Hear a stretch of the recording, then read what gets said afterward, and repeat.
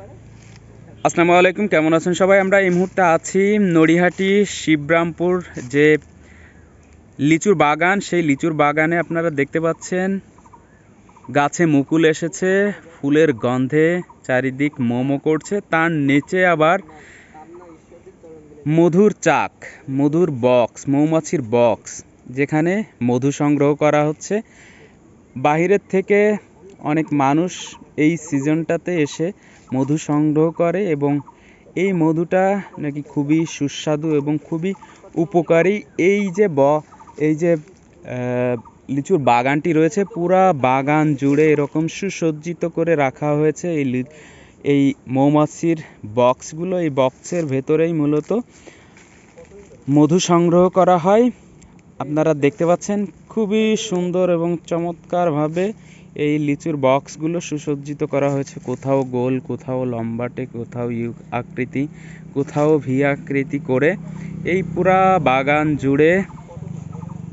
পুরা বাগানটা জুড়েই এরকম বক্স সাজানো রয়েছে। আর দু একদিন পরেই নাকি এই বক্সগুলো খোলা হবে এবং মধু সংগ্রহ করা হবে।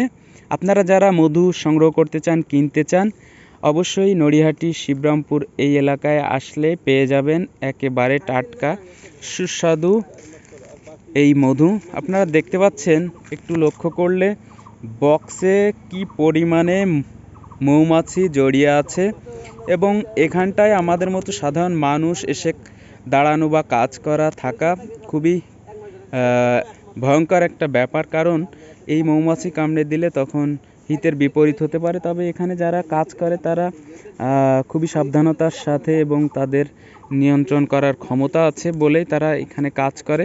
তারাও সাবধানতা অবলম্বন করে মাথায় নেটের টুপি ব্যবহার করে। তো আপনারা চাইলে নড়িহাটি এই শিবরামপুর এলাকায় এসে সরাসরি বাগান থেকে মধু সংগ্রহ করতে পারেন। উপরে লিচুর গাছ, লিচুর ফুল থেকে মোমো গন্ধ বের হচ্ছে, আর তার নিচেই রয়েছে মৌমাছির বক্স, মধু সংগ্রহ করা বক্স। সেখান থেকেই তৈরি হচ্ছে মধু, সুস্বাদু মধু।